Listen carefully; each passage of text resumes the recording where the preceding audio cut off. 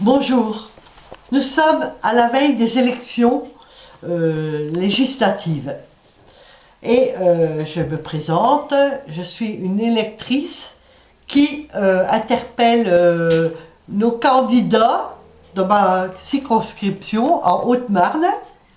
Voilà, j'en ai abordé hier sur le marché de notre ville, à Langres.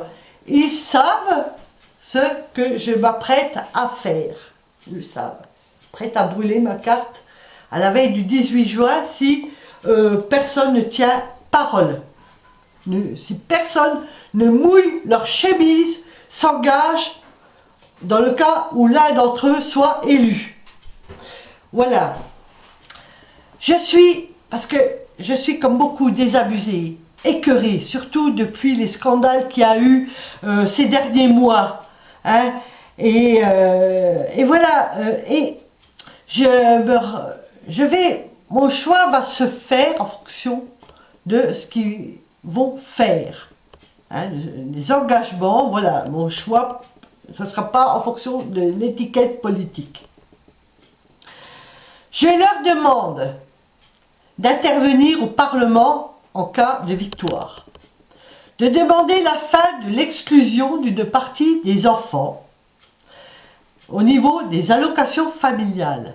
Je leur demande, je mesure mes mots, l'abolition d'une discrimination, parce que c'en est une, et qu'on ne justifie pas une discrimination. L'argent, il y en a, il suffit de mieux redistribuer, hein, avec l'enveloppe existante. Voilà. Et je ferai mon choix. Je voterai en fonction de ce qui sera dit le 18 juin.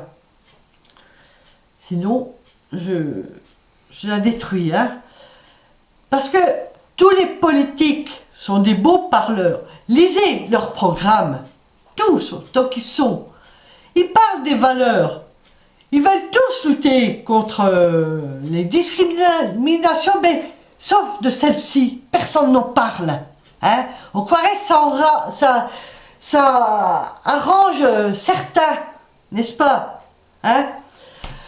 Beaucoup, cependant, m'ont répondu favorablement hier sur le marché. Hein. Ils sont favorables pour le premier enfant. Ils seraient favorables pour une harmonisation des allocations familiales que je demanderai par la suite. Redonner un peu plus au deuxième enfant, qui est lésé. Hein. Et priorité pour ceux qui n'ont pas beaucoup de revenus. Voilà. Je leur demande, ça ne suffit pas d'être d'accord avec moi, ça ne suffit pas de dire « ce n'est pas normal, Madame le Serteur ». Non. Je leur demande de confirmer par voie de presse dans les jours qui viennent, avant le deuxième tour, comme quoi, s'ils sont élus, ils font ce qu'ils pourront à leur pouvoir, que un dossier soit remis au Parlement. Voilà, qu'il y ait un débat là-dessus. Je veux une réforme. Ça fait 19 ans que je me bats contre cette discrimination. J'ai tout un dossier prêt à ressortir. Ah voilà, demain je ne voterai pas. Je demande à mon fils, qui a été exclu des allocations familiales étant enfant, de faire de même, déserter les urnes. Demain, juste demain, on verra le 18 juin ce qui va se passer. Et je demande à son papa de faire pareil. Alors, je ressors une vieille lettre que j'ai écrite au président de la République, Jacques Chirac. C'était en octobre 2001. Voilà, j'aurais pu la ressortir pour les dernières présidentielles. Voilà, Monsieur le Président de la République, Monsieur Conomegrand, je vous fais une lettre que vous lirez peut-être, si vous avez le temps. Ils n'ont jamais pris le temps de lire. Messieurs Conomegrand, que vous soyez de droite ou de la gauche caviar, vous allez de nouveau faire la course à l'Élysée, en me fredonnant une chanson vieille de 20 ans. Je connais par cœur son refrain, hein, que c'est toujours d'actualité, hein. Refrain, oui. Emploi, justice, solidarité, et pour finir, jour meilleur. Ah, si Boris Vian en faisait une aujourd'hui, sans être une fan, hein, j'imagine à peu près à quoi ressembleraient les paroles. Elles ne vous plairaient pas du tout. Excusez-moi, messieurs les candidats, vous me connaissez pour mon franc-parler, hein. On a bien discuté hier, vous m'êtes sympathique, vous savez. Ça suffit pas, hein.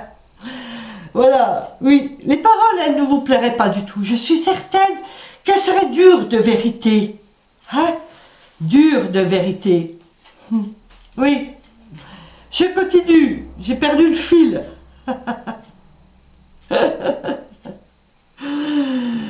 Oui, elle serait... Moi, je ne chante pas, hein, comme Boris Vian, non. Je ne suis pas médiatique, je suis une inconnue qui vit modestement.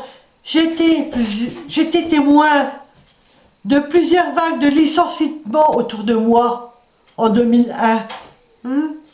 Oui, c'est ça qui m'a fait péter les plombs, hein, qui m'a fait écrire cette lettre-là. Oui, oui. J'ai croisé un ancien collègue de travail qui était toujours au chômage, qui distribuait des petits papiers du restaurant du cœur à l'entrée d'une grande surface.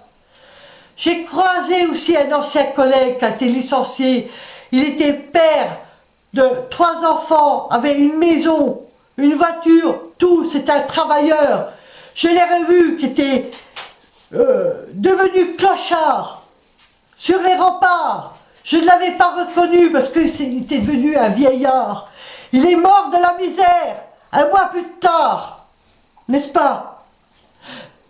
Oui, faut que je me calme, faut que je me calme. Je continue. Faut que je me calme.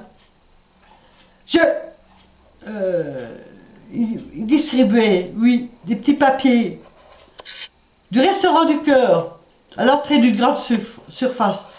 Et je ne peux crier ma colère. J'ai du mal à retenir ma colère, là, à l'heure où je vous parle. Messieurs, après les élections, vous reprendrez vainqueur ou vaincu, chacun de votre côté une vie confortable, avec valet et voiture de fonction. Pendant ce temps, de nombreux plans sociaux se préparent sournoisement, tout doucement, sans faire de bruit, mais sûrement.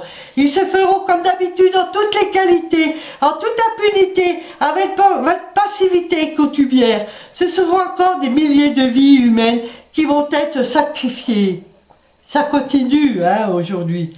Et au diable, ces bougres, vivre la bourse.